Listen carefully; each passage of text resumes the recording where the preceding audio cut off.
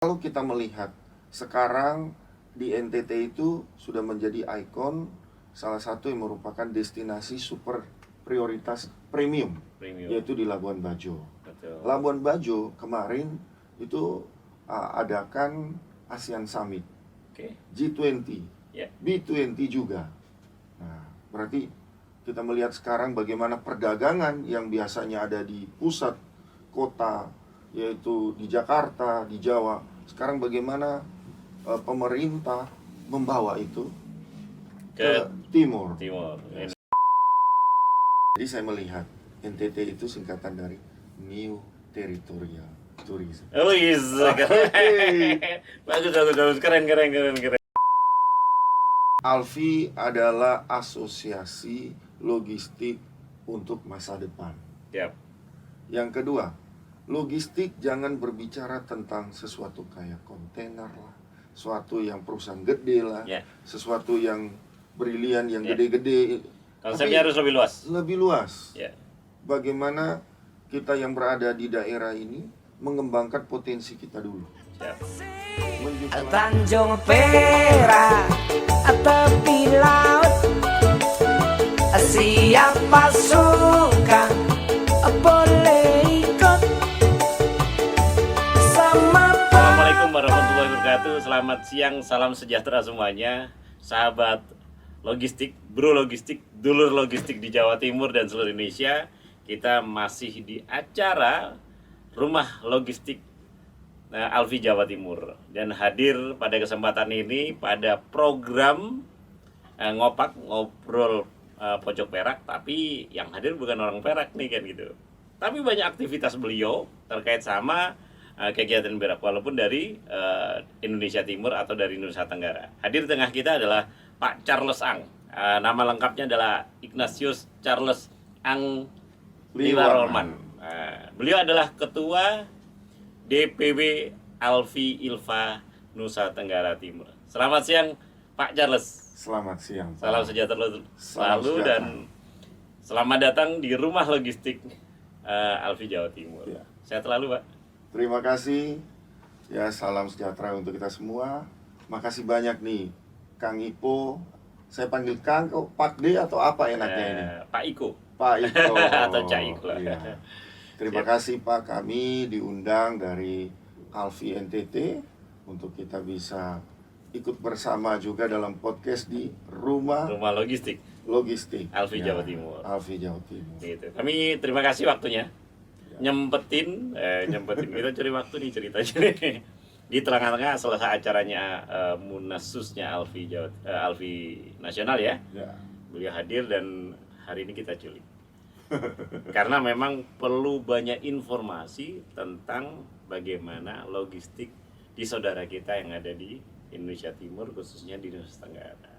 Bisa cerita nih Pak Charles tentang logistik di sehari-hari, logistik mekanisme yang ada di NTT, Kupang dan Labuan Bajo dan sekitarnya, gimana ceritanya? Silakan. Baik, terima kasih Pak. Jadi kalau kita berbicara logistik ini, jadi kami melihat khusus NTT. Jadi kami ini mau mengajak pemirsa semua nih untuk mari kita jalan-jalan ke NTT dulu gitu ya, Pak. Walaupun kita lagi ada di Perak di sini. Ayo mari saya ingin mengajak. Labuan Bajo. Labuan Bajo. Identiknya NTT. Siap. Jadi saya berbicara tentang NTT ini luas ya. Kita itu terdiri dari banyak pulau, ribuan pulau, Pak.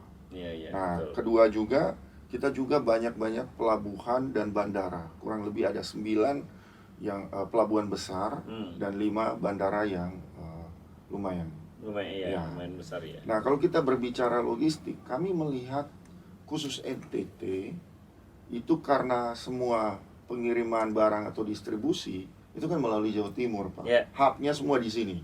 Tapi karakteristik kami di NTT ini, kita bisa mengambil konsep yaitu logistik tourism, Pak. Oh, I see. Karena terkait dengan wisatawan. Nah, jadi dengan adanya after COVID kemarin, pemerintah melalui Bapak Presiden Jokowi melihat NTT ini punya potensi yang besar yang bisa dilihat dari baik alamnya, pariwisatanya.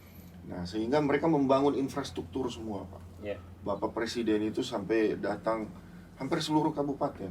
Ada berapa kabupaten, Pak, di Nusa Kita Tenggara ada 22, Kabupaten 21 kabupaten dan 1 kabupaten Kota kota, Madia. Kota Madia. Oh, Ya. siap. Jadi ada 22 semua. Nah, ini hampir semua sudah dikunjungi oleh beliau. Nah, dan mereka membangun infrastruktur semua. Ya. Sehingga kita melihat, oh, kita udah punya karakteristik, Ya. yaitu logistik tourism. Apa sih logistik tourism kan? Pasti teman-teman, logistik dan turis. Ya. Begitu Ya. aja. Ya kan? Ya. Nah, sehingga apa yang menjadi kebutuhan bagi tourism? Ada Di consumer sana banyak goods-nya. hotel ya, Pak ya? Hotel. Lumayan. Kalau kita berbicara mana ini, Pak? Kalau logistik tourism kan terkait sama pariwisata. Pariwisata. Kan terkait ada hotel, fasilitas pariwisata yang lain. Jadi kemudian logistiknya masuk ke hotel. Hotel itu semuanya kan diambil dari tempat yang lain ya. Ya, betul. Kemudian dari potensi lokalnya dikirim ke luar kota, luar daerah dari NTT, mulai dari oleh-oleh Betul. sampai kerajinan, Betul. sampai apapun yang menjadi support untuk logistik Nah, tourism itu kan. aku suka ini kata logistik. Kita berbicara logistik terus ini, Pak ya. Iya. Karena Alfi itu kan asosiasi logistik, Gitu. ya, internasional. Ya, forwarding. Betul. Forwarding internasional. Nah, kita kembali ke NTT tadi. Nah, kalau kita melihat sekarang di NTT itu sudah menjadi ikon salah satu yang merupakan destinasi super prioritas premium, yaitu di Labuan Bajo. Betul. Labuan Bajo kemarin itu adakan ASEAN Summit, Oke. G20, Ya. B20 juga. Nah, berarti kita melihat sekarang bagaimana perdagangan yang biasanya ada di pusat kota, yaitu di Jakarta, di Jawa, sekarang bagaimana pemerintah membawa itu ke timur. Indonesia. Salah satu NTT. Saya yakin daerah-daerah timur yang lain juga dijangkau oleh semua. Betul. Nah, apa sih tugas Alfi? Kita ini kan sudah sebagai organisasi yang mempunyai legalitas bagus. Ya. Nah, apalagi kita juga merupakan dibawa dari Kamar Dagang dan Industri. Jadi, Nah, bagaimana Alfi ini? Alfi adalah sebagai insinyur bagian logistik. desainer logistik. Desainer ya, Pak ya. Desainer logistik. Nah, seperti Kak Ipo ini kan. Ya. Profesor logistik lah ya. Nah, sehingga bagaimana kita lihat logistik ini berarti ada yang dari Surabaya atau Jawa. Ya. Terus yang kedua, logistik dari daerah. Ya. Tugas kita harus bagaimana? Bagaimana menyiapkan semuanya itu? Oke. Kalau pariwisata sudah dibangun, infrastruktur dibangun, turis datang, sudah mulai promosi sampai internasional, ASEAN Summit, apalagi summit-summit yang lain kan sudah datang. Nah, apa dampak sih yang harus dilakukan? Berarti kita harus bekerja logistik dari daerah itu sendiri. Yang kedua, silakanlah yang dari luar. Contoh, yang biasa tiap hari ini pemirsa atau semua kita kan pasti beli sabun, sikat gigi, odol. Nah, itu diproduksi di Jawa, Pak itu. Nah, karena kita belum ada industri. Betul. Tapi next kita akan mencoba. Oke. Nah, jangan lagi yang untuk konsumsi perut lagi, ini harus datangkan dari luar, Pak. Sekarang memang peningkatan pariwisata pasca COVID memang sudah kelihatan ya, Pak. Kelihatan. Karena Sudah pemerintah mulai promosi terus gencar. besar. Ini domestik dan internasional ya. Domestik internasional. Betul. Dan frekuensi flight, kemudian kapal pun juga banyak udah menambah. Sudah Gitu. lumayan. Dan ini yang mengakomodir logistik di sana. Ya. Mereka kalau lebih banyak di sana misalnya dari teman-teman NTT ini akses ke Jawa lebih banyak ke menggunakan laut atau apakah ada memungkinkan pakai darat juga, Pak? Oke, kalau kita lihat sekarang distribusi untuk logistik ya, Ya. atau manusia ini, atau logistik ini. Logistiknya. Logistik kita berbicara. Memang untuk yang lebih cheap ya, itu kita menggunakan laut. Oke. Berarti kan berhubungan dengan port, pelabuhan ya. Nah, terus Fasilitas ada yang itu sudah cukup bagus. cukup bagus, Pak. Kontainer, frekuensi kapal, kemudian harga sudah cukup bagus.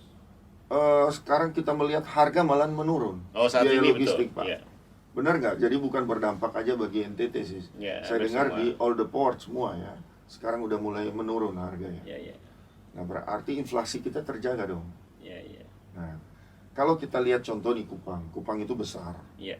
Nah itu throughput kemarin itu sampai 136.780 ribu tius. Tius dari Kupang saja. Ya, Kupang aja. Per tahun itu ya? Ya, per tahun. 1 tahun. Oke, dan itu domestik, itu incoming atau outgoing gitu Pak? Yang dari Kupang atau masuk ke Kupang?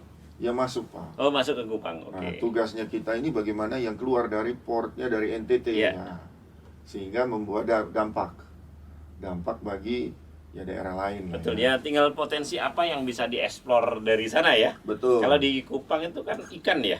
Ada ya di Kupang ada ikan, Ada ikan. ada garam juga. Oh, ada garam juga Oh, ya. ada, Pak. Itu pakai laut untuk pasar daerah yang lain dan internasional. Iya, siap. Betul. Gitu. Pengolahan lautnya juga banyak kan di sana itu. Kalau salah di Kupang. Iya. Tempat Jadi yang lain? jadi kalau kita bicara nih Pak, saya tadi udah mengajak nih, tadi udah Labuan Bajo ya, Betul. kita berbicara pariwisata. Betul. Sekarang Kupang, logistiknya untuk kebutuhan masyarakat di sana. Oke. Nah, kita ke Momere. Nah, Oke. di Momere juga ada port juga. Mm-mm. Terus di sana potensi-potensi ikan tunanya. Nah, itu sangat bagus dan itu ekspor juga. Selama ini Ya. di pasar Transit ke Bali, Pak. Oke, pakai udara kalau Pakai tuna. udara. Pakai udara. Terus kalau kita ke bagian lagi Maumere, Flores Timur, nah itu Adonara. yang Adonara, Iya. terus yang ada ikan paus lagi di sana. Apa daerahnya? Kalau yang sekitar Adonara juga kan itu. Leweleba. Leweleba. Nah, Leweleba. terus jadi kita berbicara nih, NTT ini ada beberapa pulau besar, Iya. yaitu Flores, Betul. Sumba, Timur. Alor, dan Timor. Dan Inilah potensi-potensi yang harus digarap. sumber daya alamnya yang memang menjadikan komoditi logistik apa saja yang keluar dari sana? Kalau Selain kita ikan? sekali ikan di sana ada vanili, Oh iya, ada vanili. ada kopi, Betul. ada kopi Bajawa, kopi Ya. Manggarai kan gitu, Manggarai. Pak. Ada Terus kalau di alpukat. ada apokat. Terus kalau di kesu Sumba itu ya kalau Apa namanya? kacang mente. Kacang mete. Nah, itu terkenal dari Momere itu. Betul. Emping juga. Ende. Nah, terus kalau kita berbicara Sumba juga ada coklat, Pak. Iya. Ada di sana ada perkebunan coklat kurang lebih ada 1.000 hektar. Di sana itu. Ya. Dan sudah pernah ikut juga dalam kegiatan awards di Paris, Salon du Paris Coklat. Oh iya. Dan iya. mendapat awards tahun 2015. Itu sudah industri berarti. Ya, sudah ada industri. Ada industrinya. Ya. Berapa anggota DPW yang ada di NTT, Pak? Kalau kita berbicara untuk beberapa port tadi, itu Iya. kurang lebih ada 30, Pak. 30 ya. Ya. Padahal portnya banyak juga ya gitu ya. Ya. Oke. Dan dominan mereka adalah perusahaan lokal atau yang teman-teman di sana atau ada perusahaan dari Jakarta yang memang buka di sana. Nah, kalau perusahaan dari Jakarta untuk membuka ke tempat kita, mereka harus berkolaborasi Dengan lokal. dengan pengusaha lokal. Oh, siap. Jadi kita juga supaya lokal juga bisa berkembang. Ya. Nah, jadi logistik ini jangan jadi sesuatu yang menakutkan begitu, Pak. Tetapi bagaimana bisa berkolaborasi. Nah, kita juga tahu kan kalau kita berbicara Kadin ini, ya, dia kan kolaborasi, inklusif, progresif. Nah, bagaimana cara berkembang? Kita juga melihat Alfi mengambil juga di bagian ini, ya berarti kita harus kolaborasi. Betul. Nah, sehingga Alfi itu bisa dikatakan begini, Ipo lagi itu sahabat kita itu. Sumatera Selatan. Sumatera Selatan, ya. Sulawesi Jadi Selatan. Alfi itu adalah logistiknya masa depan sebagai insinyur. Nah, jadi kita mengerjakan apa? Rantai pasoknya, supply chain. Sehingga saya pun di NTT saya melihat, oh kita sudah punya potensi ini. Bagaimana caranya? Akhirnya saya tidak hanya mengerjakan tadi bagaimana distribusi consumer good yang bawa dari Surabaya, ya, bawa ke NTT. Tapi ya tadi itu sesuatu yang bisa kita kerjakan tadi untuk kebutuhan ada sayur, ada buahnya, ya kan? Terus juga hortikulturanya. Nah, beras lah, sawah lah, kita kerjakan baik-baik sehingga kita menanyakan kepada petani di sana, apa yang harus kita lakukan? Nah, mereka kan begini, mereka katakan saya, Pak. Ya ini kita buka-buka sedikit ya. Kita harus juga melihat ini. Jadi logistik itu tidak berbicara hanya kontainer saja, benar nggak Pak? Betul. Tidak hanya berbicara yang besar-besar saja, tapi bagaimana daerah itu bisa punya dampak. Nah, petani bilang, Pak, contoh ini di Labuan Bajo, Manggarai Barat, Pak Charles, kami ini nggak bisa membangun hotel yang besar, Pak. Kayak Marriott lah, kayak San Regis lah, Katamaran lah, Ayana. Terus kita juga nggak bisa bangun restoran yang mahal. Kita juga nggak bisa buat kapal atau membeli kapal pinisi. Tapi kehadiranlah pembangunan, apalagi prioritas premium yang dicanangkan Bapak Presiden, kami juga bisa merasakan. Sehingga ambillah produk kita ini untuk pasarlah kepada pasar pariwisata. Akhirnya gimana Pak? Saya lihat produk mereka, saya bawa ke pasar itu. Gimana ya? Ada masukan apa? Oke, saya pulang. Bapak, Ibu, kalau bisa produknya harus lebih begini. Kalau mereka bilang, kita hanya bisa begini, Pak. Oke, itulah ide. Karena berhubungan rantai pasok, kita juga melihat opportunity. Oke, kalau begitu bagaimana? Kita menyiapkan mesin, kita menyiapkan packaging yang baik. Kita jadikan UMKM di daerah itu berkembang. Nah, Alfi ini tidak lagi berbicara hanya udara, laut, tapi dampaknya apa mereka? Oh, ada Alfi. Kita beli. Kita yang jadi insinyurnya. Bagaimana kita desain supaya produk ini bagus, kemasannya baik, dan disukai, dan kontinuitasnya berjalan.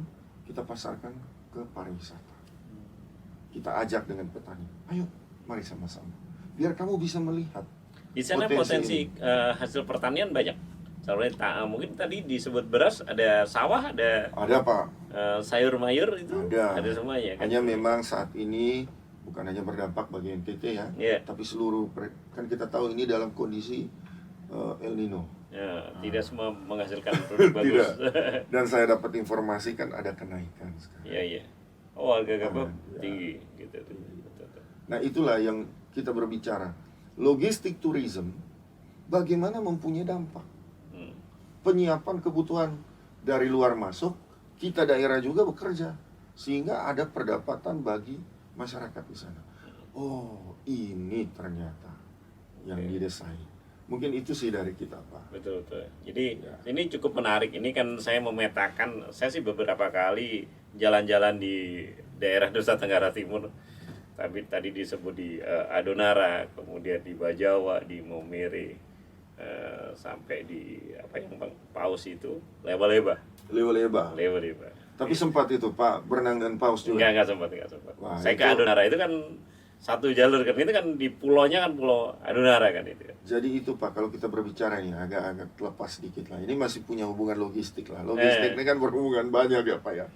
Jadi kalau mereka mau menangkap paus itu bukan pakai jala. Ya, karena paus kan gede. Jadi tombak. Betul. Tombak itu sampai turun ke laut gitu. Gimana itu? Lompat dari perahu. Lompat langsung tuja. Gitu. Jadi memang menarik logistik, mengaitkan logistik dengan tourism, dengan pariwisata. Jadi ini rantai pasoknya ini memang kaitannya kalau di daerah-daerah potensi wisata, memang konsep logistik tourism itu bagus. Jadi kita memang setuju bagaimana logistik itu mulai berkembang secara maksimal dengan berbasis potensi-potensi lokal yang ada, baik itu produksi ikan, hasil laut, kemudian potensi pertanian kayak beras, potensi kebun dan hutan, produk yang lainnya. Yang memang diperlukan saat ini adalah bagaimana mencetak sentra ekonominya di sana dengan baik. Karena selama ini teman-teman di daerah banyak memproduksi, tidak tahu mekanisme pengirimannya. Betul. Ya, dan ini yang perlu edukasi lebih lanjut ya Pak Charles ya. Cak Iko. Jadi dan ini akan menjadi satu hal yang cukup menunjang karena local hero, local potensi, optimalisasi potensi lokal ini akan ternaikkan.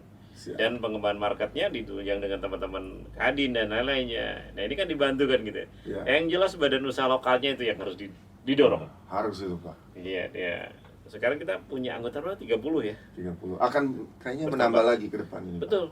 Maksudnya coba saya usul nih Pak Ketum di NTT, Pak Charles. Jadi didorong teman-teman lokal pemain logistik untuk mulai serius menjadi entrepreneur sesungguhnya. Siap. Badan usahanya, mohon maaf teman-teman ya, kita nggak menyalahkan ya, kadang-kadang Ya. penting jalan dulu kan gitu. Ya.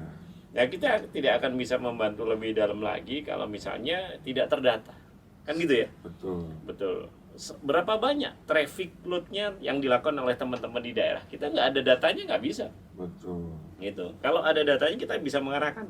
Oh berarti perlu infrastruktur A, oh perlu kebijakan B, Betul. oh perlu pelatihan C, kan gitu kan? Betul. Dan perlu inovasi D, kan jatuhnya seperti itu. Betul. Nah, ini kabar dari timur teman-teman dulur logistik nih dengan Pak Charles nih cukup informatif. Jadi ya itu tadi, kalau kita jalan-jalan mungkin kita hanya sekedar jadi turis jalan-jalan. Ya. Nah ini beliau yang memang pelaku di jasa logistiknya, tahu persis trafficnya. Mungkin bisa dibantu dari teman-teman daerah lain untuk mengembangkan dari rantai pasok yang lebih luas. Betul. Nah, misalnya nih internasional, bagaimana kita branding up Nusa Tenggara Timur ya di pasar yang lebih luas, sehingga mereka apapun yang interest dengan komoditi di daerah tersebut sudah terselesaikan tentang logistik dan Setuju. legalitasnya. Nah, itu dia. Nah, itu. Itulah Alfi, Pak. Ya, betul. Itulah Alfi. Itu. Ini bagus nih.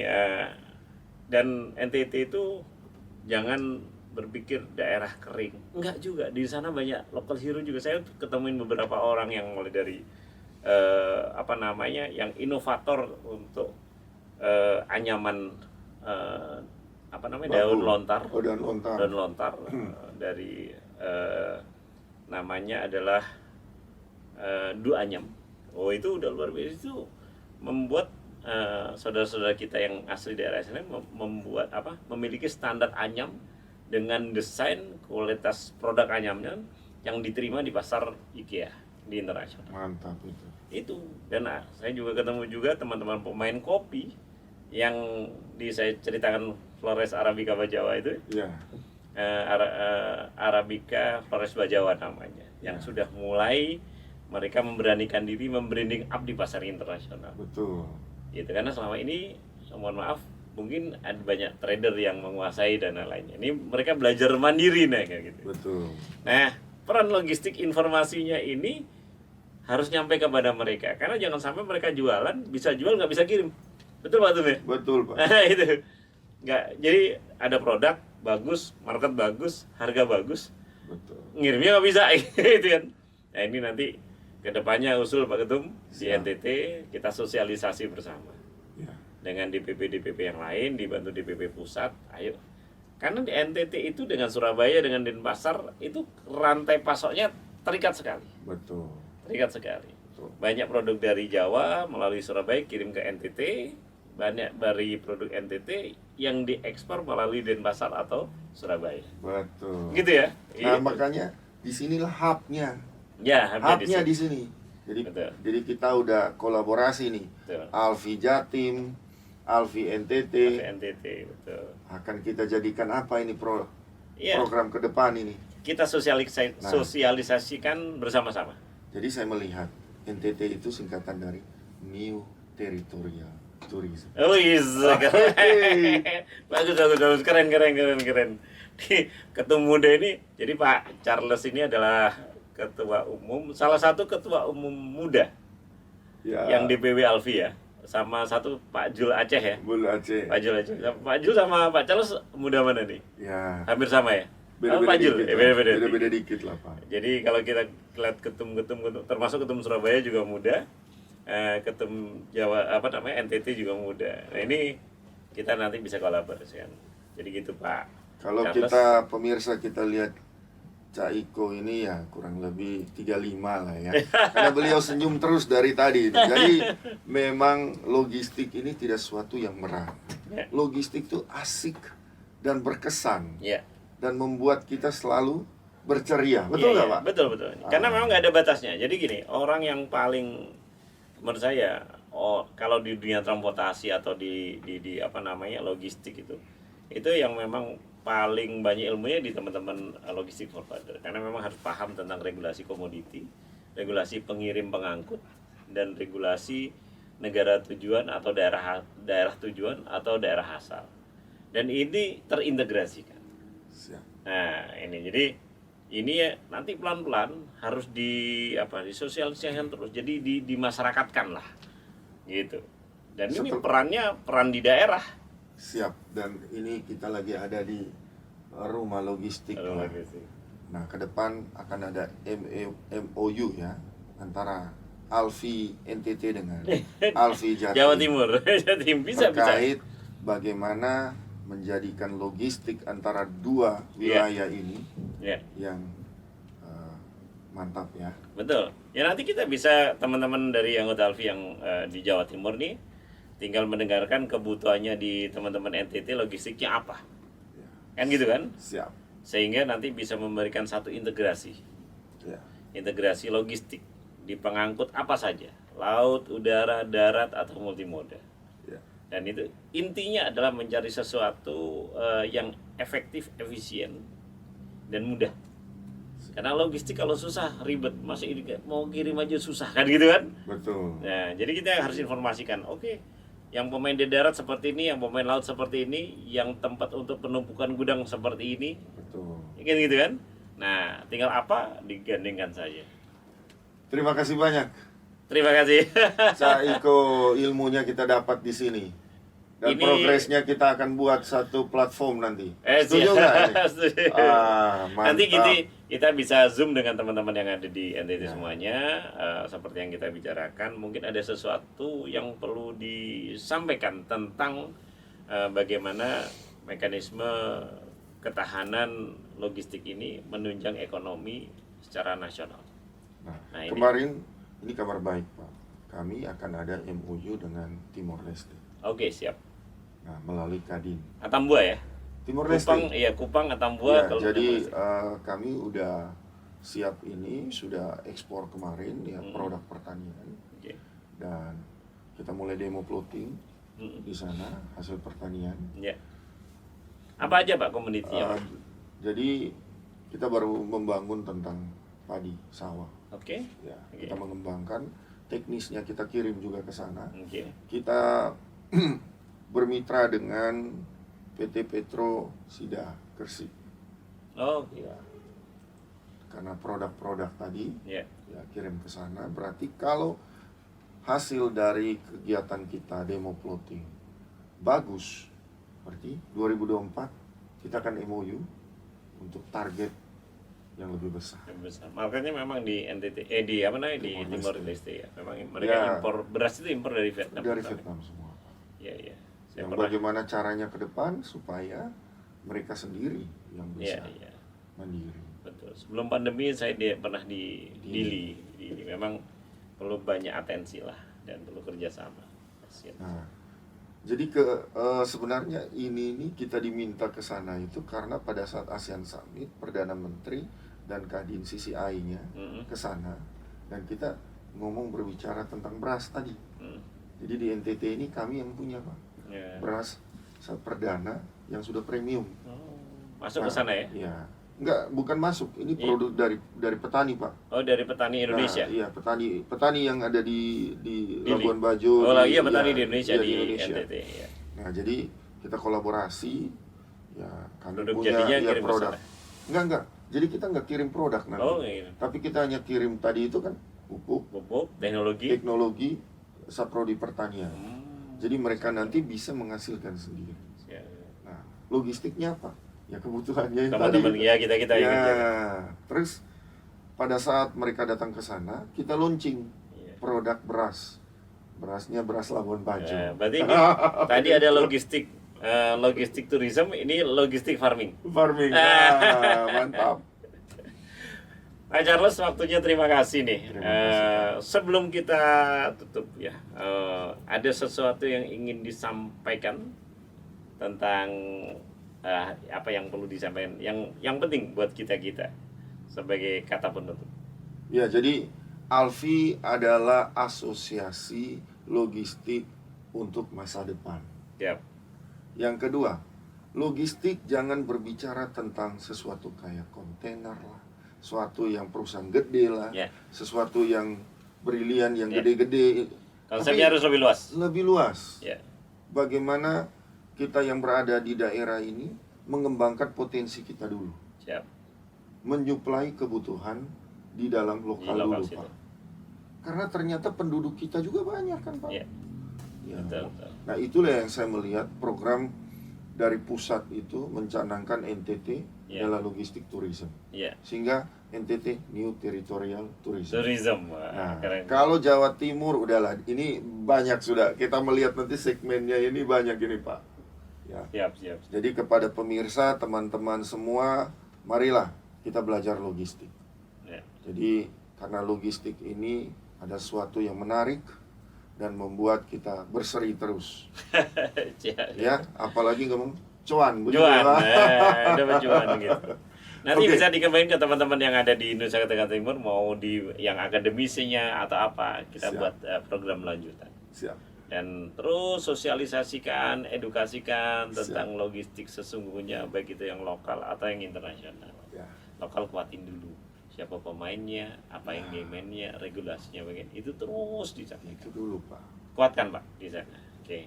Kita 30 menit waktu dan luar biasa semoga menjadi sesuatu insight masukan buat kita semuanya. Terus terang aja saya agak penasaran sih tadi. Sekarang udah terjawab nih, bagaimana di NTT situasi dan kondisinya tentang logistiknya. Mas kebenaran ketumnya hadir di sini. Pak Charles, terima kasih. Mohon maaf keterbatasan waktu. Semoga ini menjadi inspirasi, menjadi masukan, menjadi sesuatu yang baru, gambaran kita yang baru, dan menambah silaturahim bagaimana teman-teman di NTT dengan di Jawa Timur atau dengan daerah-daerah lain bisa berkolaborasi dan bersinergi. Dulur semua yang di Rumah Logistik Alfi Jawa Timur, kami sampaikan terima kasih atas perhatiannya dan semoga menjadi sesuatu yang baru buat kita semuanya dan semoga bermanfaat. Kita ketemu di program yang lainnya dan masih dengan saya di Rumah Logistik dengan Iko Sukma untuk host di sore hari ini. Terima kasih. Kita ketemu di berikutnya. Salam logistik. Salam logistik. Tanjung Perak, tepi laut. Wah, luar biasa. Maunya lanjut terus nih.